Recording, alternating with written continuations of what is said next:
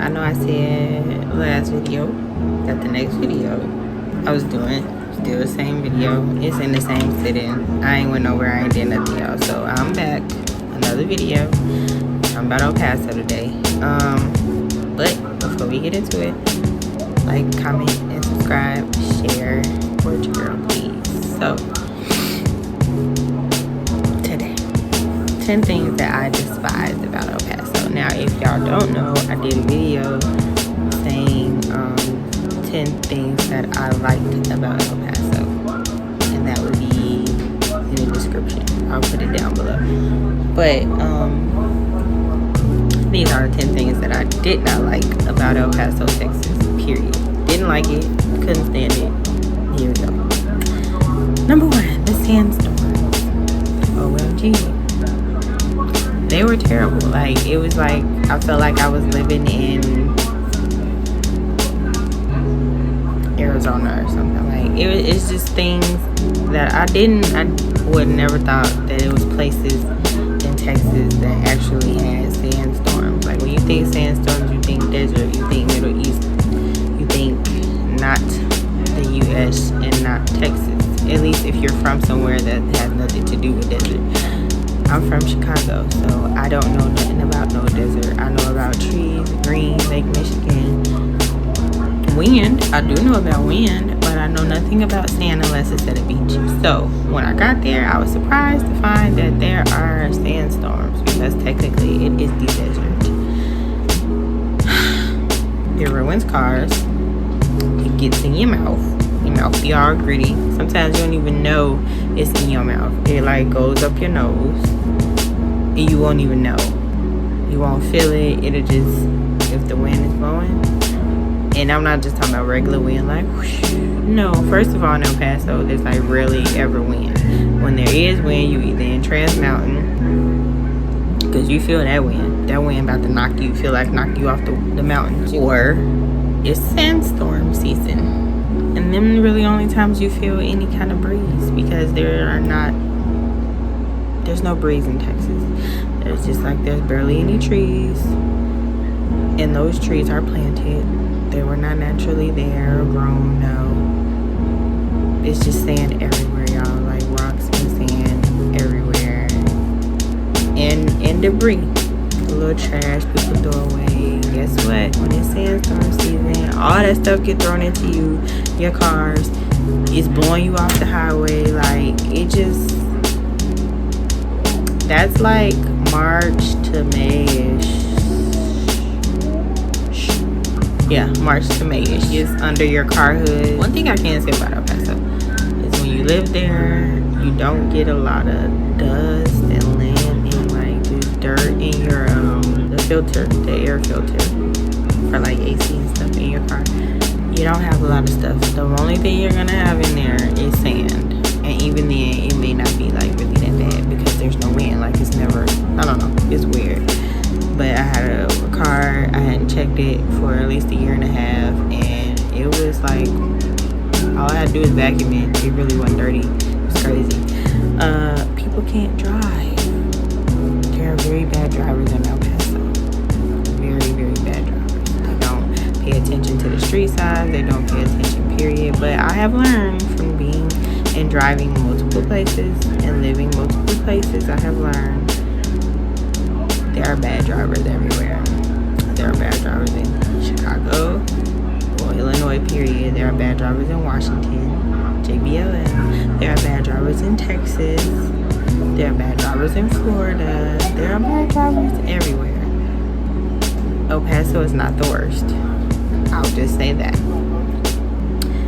People are rude.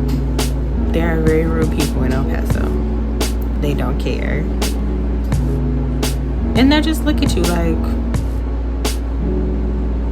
why are you talking to me? I don't know. It's just weird. Some people are rude. The variety of food sucks. Now, I have been told that since I have left, which was January 2019, there have been a lot of, like, that's the thing about El Paso. Like, they'll get good food, but it never lasts. Like, nothing ever lasts there. There was a place called Chi-Town Barbecue. It was great. It was so good. Maybe it's just because I'm from Chicago. I don't know. The dude was from Chicago. He brought it to El Paso because he was military and he was stationed at Fort Bliss. So food was great.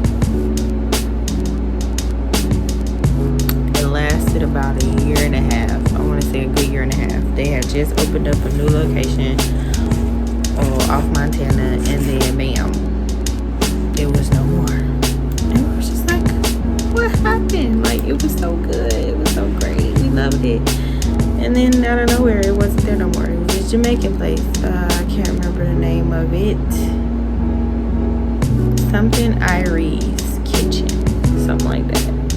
Yeah, if y'all were there, it was off Dyer. So if you watch this video and you know what I'm talking about, comment down below, because I can't remember the name of it. It was something Irie's Kitchen, something like that. But it was off Dyer, and it was right before you got to the green tire shop and the audio shop. And then it was across the street from that 7-Eleven. I can't remember the name of it to save my life, but it was so good. And then, yeah, all of a sudden it wasn't there no more. Or then it was another one across the street from the Irie's place that I'm talking about, and they had great Jamaican food. But I know what happened with them because somebody that I know, my husband knew them, and she wound up getting sick.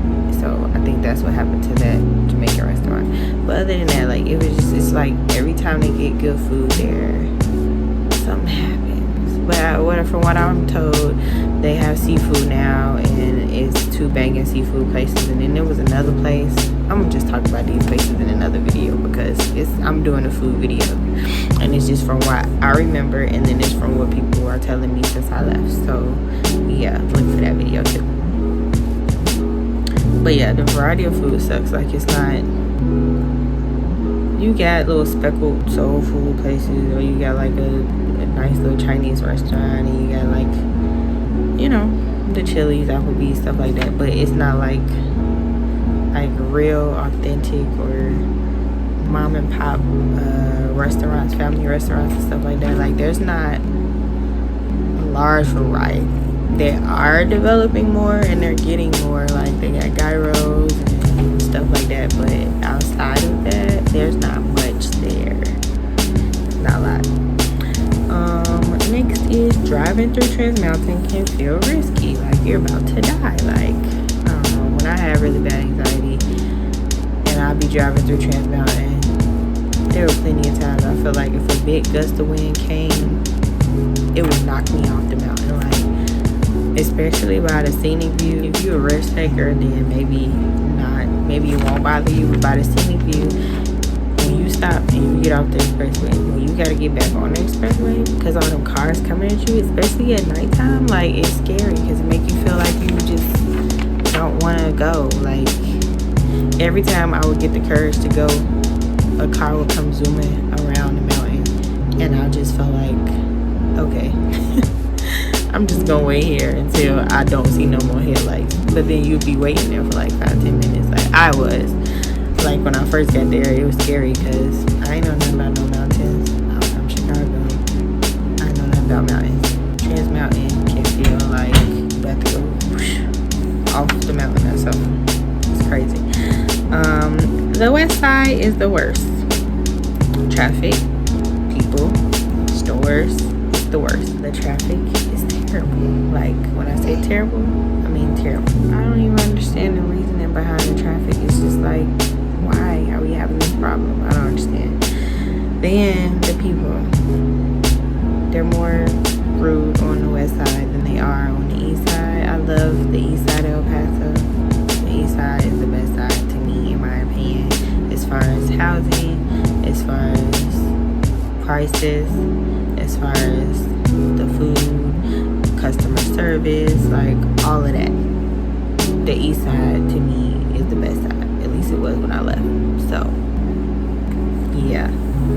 And the stores, like, it was only one at first. Now there's 2 or 3 now.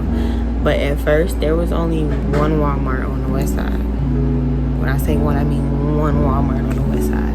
And it was old. So you could tell that was the first one there. because they never redid it. I think they started to remodel it right before we was leaving, but yeah, on the west side that was the only one, and then they opened up a new one right on the border of New Mexico by Sunland.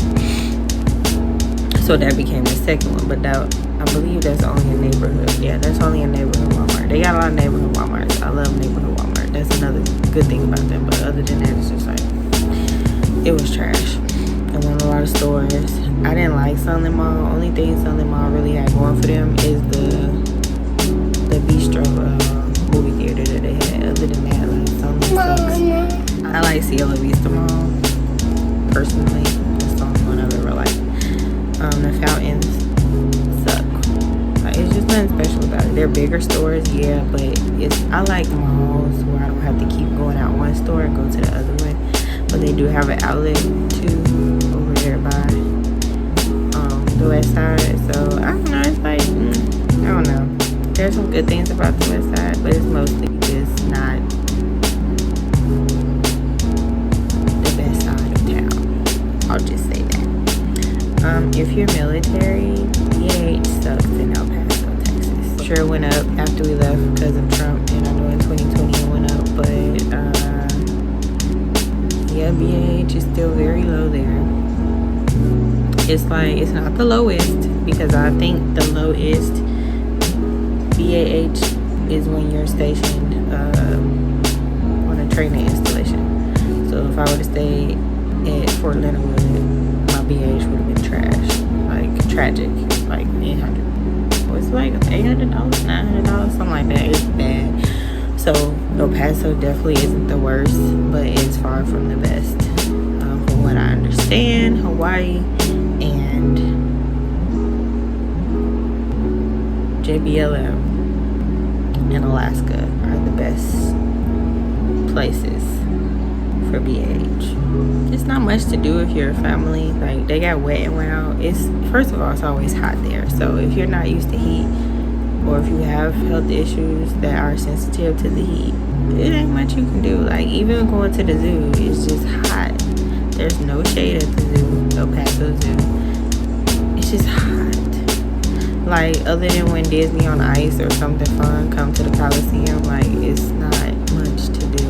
And even then, you gotta pay. I mean, it's not super expensive, but if you got a lot of kids, it can get pricey, you know? So I won't say there's nothing to do.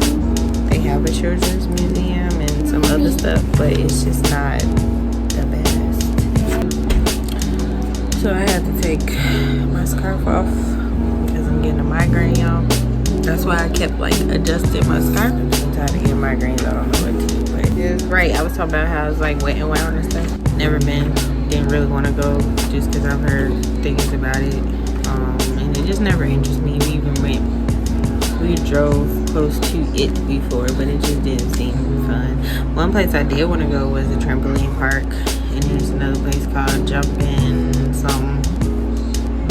I don't know, but like I did go bowling, but my husband didn't like bowling, so we really didn't go bowling a lot. But I went bowling before. Like, it's little stuff to do here and there. It's more for like single people, because there's the clubs downtown, and then there's bars and stuff everywhere, little not bistros, pubs and bar and grills and stuff like that. So it's like, if you have a family, it's not a lot of stuff to do. Like, you don't have a variety of things to choose from, but there are some things to do. I'm not discounting it, I'm just saying I didn't like that coming from Chicago. There was always something to do here. Going there, it was disappointing to see that there was just not a lot to do, and that's where I'm coming from with it. The car dealerships on Alameda are shady. Not all of them, but some of them. Most of them are shady. So when you're buying a car in El Paso, period, but mostly the ones on Alameda, because there's just a strip all there at Alameda of car dealerships. Little ones, not like major ones, just little car dealerships. It's a lot everywhere on both sides of the street, and a lot of them are salvage titles. I don't know if they cleaned up a bit, but since 2019 they were still shady. Like, a lot of them don't clean the cars, so the cars just come as is. Like, I get as is, but at the same time you want to sell the car too, so it's like you kind of want to clean up a little bit. And then, like, it's really hard, period, to find a dealership that has used cars where the cars in Texas are not over 100,000 miles. New or not, it's hard to find unless it's a brand new car, like okay, it's 2020. Unless it's a 2021 or a 2020 or a 2019, maybe 2018, it's going to be very hard to find a vehicle that has less than 100,000 miles on it in Texas, just because Texas is so big, and I guess people travel so much going to see family or just going anywhere outside of Texas. Unless you're going to Mexico, you're going to be driving hours. New Mexico is 5 hours. To get to Oklahoma, that's probably like, I don't even know. Louisiana from El Paso is like, I want to say 10, but I'm thinking it has to be long. It has to be like 15, because just to get to Dallas or Houston is 12 hours from El Paso. So it's like, it's just miles on miles on miles just to get out of Texas. So I can only imagine why it's just hard to find a car with less than 100,000 miles on it, unless it's new, like any used car. But anyway, that's not the only thing. The main things that's wrong with it, or the cars might have, I don't know, it's just like they get the cars from the auctions. Okay, yeah, I get that, most of them, or some people just get them in, but it's the fact that you're not telling people that they're salvage titles. Like, it was a brand new car, brand new, it was like 2 years old, it was cheap. Why is this car so cheap? Why is this car like $10,000 and it's brand new? Like, that doesn't even make sense. To someone who doesn't know anything about cars and you just wanting to get a car, that's gonna look like the best deal to you. But when you are seasoned and you know things and you're not, like, you're hip on what's going on with car dealerships and how they do, like, not all, but most people just want to sell you the car and make their money off of you. They don't really want to sell you something because they care about you. And I'm not just speaking about El Paso, I'm just speaking period in general. That's the industry. That's the world we live in today. Honestly, it sucks, but it's the truth. So just be wary and just understand that the cars are Alameda. You have to do your research, because I used to literally research the dealership before I went to find out if there were salvage titles, if they sold real legit titles,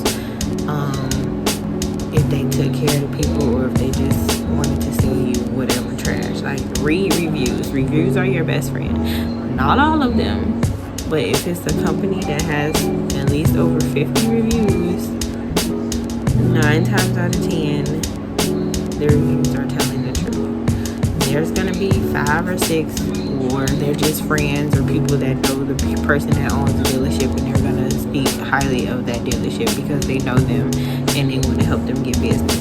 But the majority of the reviews will tell you the truth, especially if you see that they're not deleting the bad ones. If they're not deleting the bad reviews, then that's probably somewhere that you will be able to trust. You know what I'm saying? Like, I don't know, I hope I'm explaining this right, but because of this migraine, I'm like really trying, and this light is like not making it any better because I have photosensitivity. So I'm trying, y'all. I'm gonna get through this for y'all. The heat. It's like an oven in El Paso. My bad, y'all. I watch According to Briggs and Nick Johnson. I watch all their videos because we've done so much traveling and we just like to know, I don't know, about other states. It's just fun to watch their list. I love them. But El Paso made the list of hottest places, and then they even made the news of like, was it the news? It was some news place, weather channel, whatever, and they made their list. No, it wasn't news. It was the news. They made top 4 for hottest places in the U.S. And I was just like, like, well, it's about time somebody put them on this list because it is hot, and I don't think people know how hot it is in El Paso. It's hot. Yeah, it's the desert, literally. It gets cold at night. Not in the summer. In the summer, that's the only thing I can say. In the summer, it don't really get that cold at night. It'll cool down, but it ain't cold. It'll probably be like 70, 80 at night versus 100 in the daytime. So, like, once September hits, actually pretty much October. It's like as soon as October hit, or like a couple days into it, it's like clockwork.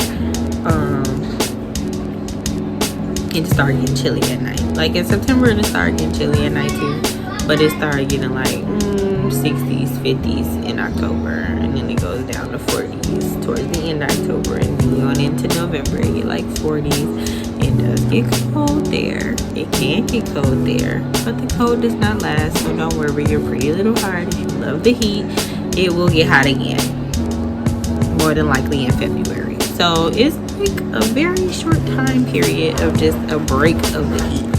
Very short. It ruins your cars and your tires. This is a must, so pay attention, y'all.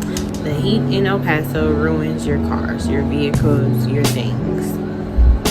It ruins the paint on your car, so your paint will wear out faster if you do not have a garage or some kind of cover to put over your vehicle. So if you live in an apartment and there are no covers, no covered parking, or no garage, sorry, you're gonna get hit with the sandstorms, the hailstorms. Yeah, I ain't put that on here, but that's coming, okay?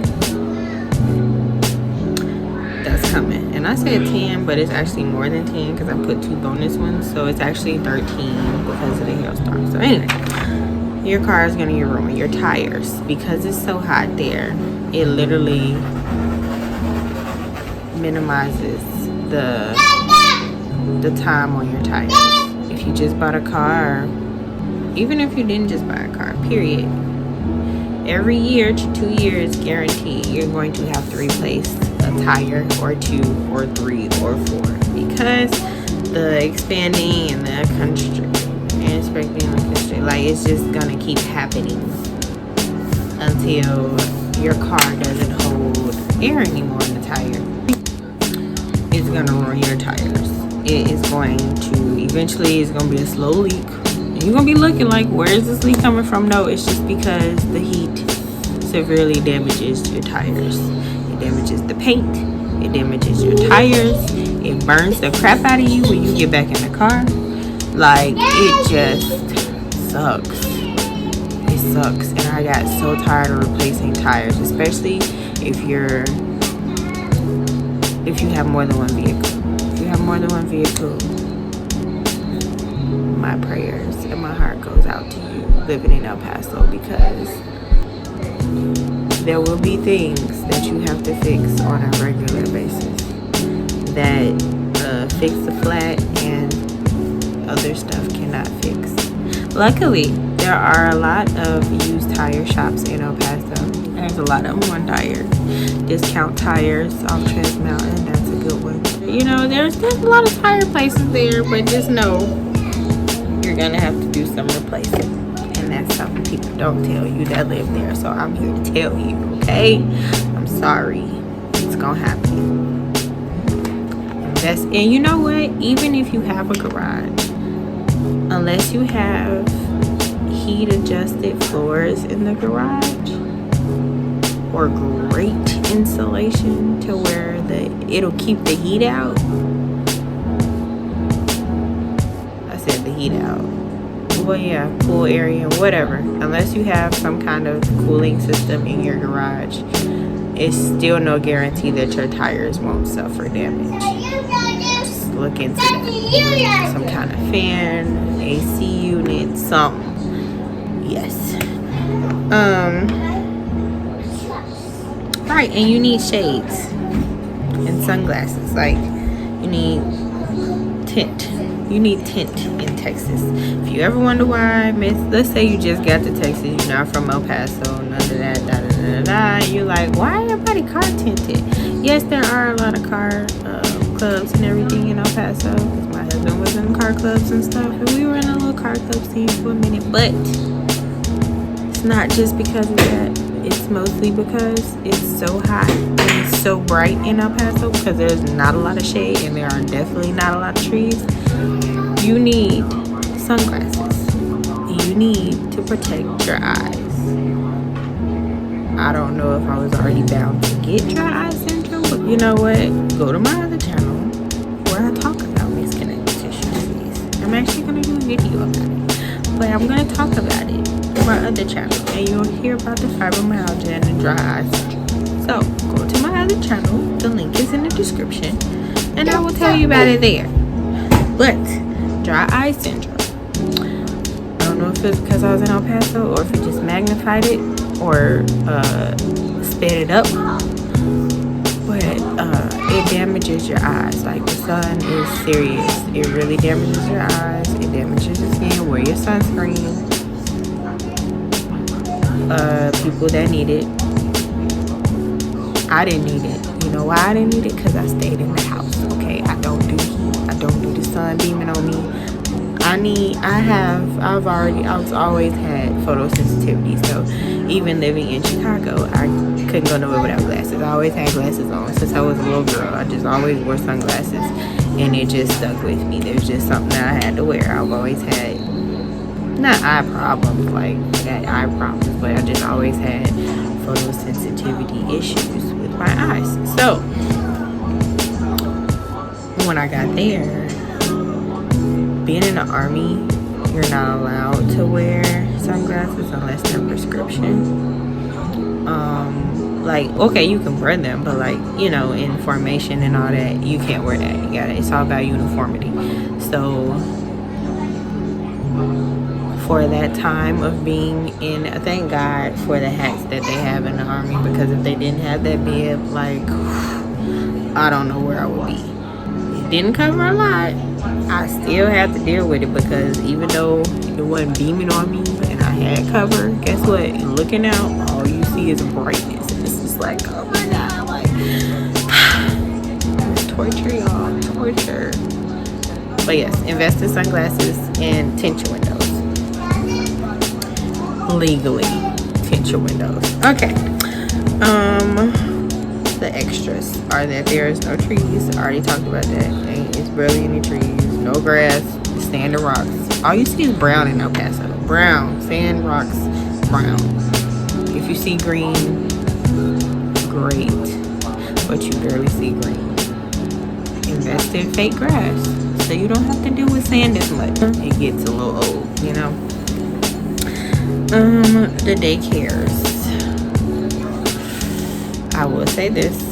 Shopping around for daycares and things for the kids, or when I had the girls, had a bad experience. Well, I shopped around, so I've been to multiple ones.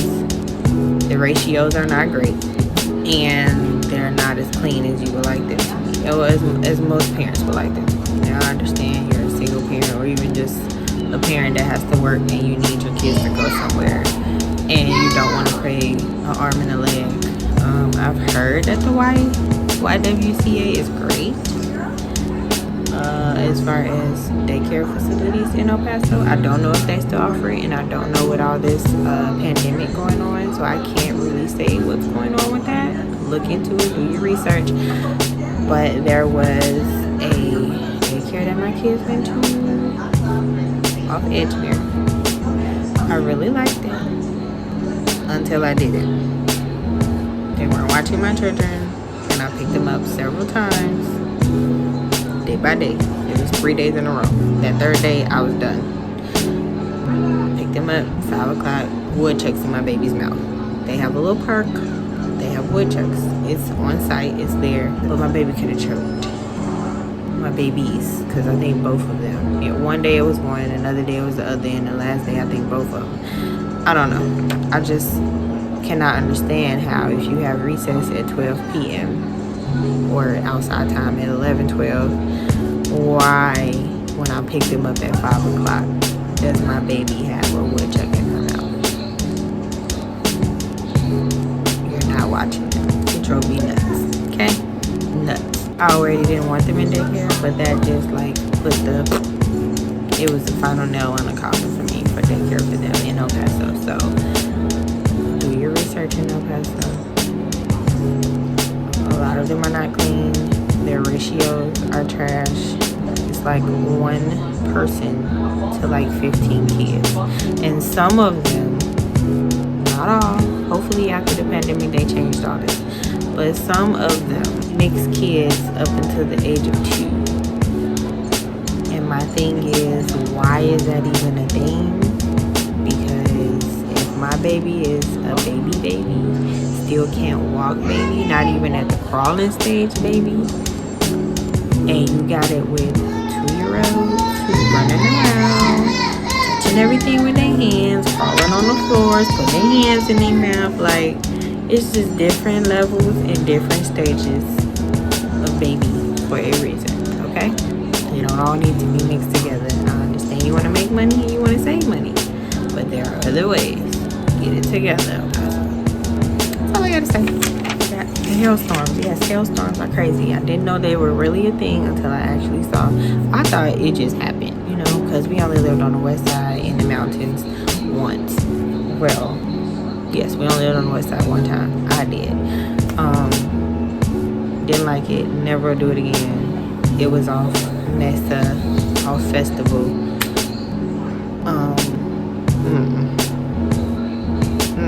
I thought it was just because we lived over there, but you know what? I can't say that because it was also a hailstorm. We was on the east side, I want to say. Yeah, there were other places there was a hailstorm, but it wasn't as bad as the one in the mountains, because in the mountains it could be raining, snowing, hailing, sandy, windy, and sunny all at the same time. Like, I'm not even joking, I'm not kidding, I'm not exaggerating. It will be sunny, raining, but like in the matter of 10 minutes of each other. It's crazy. It'll be sunny one minute, cloudy the next minute, hail in the next minute, back sunny. Like, it's ridiculous. It's ridiculous. I've only seen that on the west side because we were in the mountains. In the mountains, you can't predict the weather. The weather just gonna be what it's gonna be that day. Also, the Wi-Fi sucks on the west side, just so y'all know. But because you're in the mountains everywhere on the west side, so it's like, depending on where you live in the west side, if you're in the mountains, your Wi-Fi is gonna be trash. Your cable is probably gonna be trash. You're gonna deal with a lot of outages because the west side is the older side, so everything is older. The apartments on the west side are older, unless, you know, obviously they just built it, but the majority of the west side is old El Paso. So if you're looking for modern, if you're looking for modern, west side ain't for you, because you got traffic, you got mess, you got first stores, so it's like you're just dealing with a lot of that, right? So yeah, that's all I got to say. The hailstorms are bad. They could be like anywhere from about 5 minutes to 20 minutes, and then as soon as it's over, the sun back out again, beaming on you, hot as heck, like nothing ever happened, and then the little hail balls melt. So yeah, okay baby, I'm coming. So that's all I got for y'all today. Don't forget to like, comment, and subscribe. I hope y'all enjoyed this video. Okay, I will be back with another one because I took my medicine, so I'm starting to feel a little bit better, so I'm trying to throw out a couple more videos. Okay, cool, bye.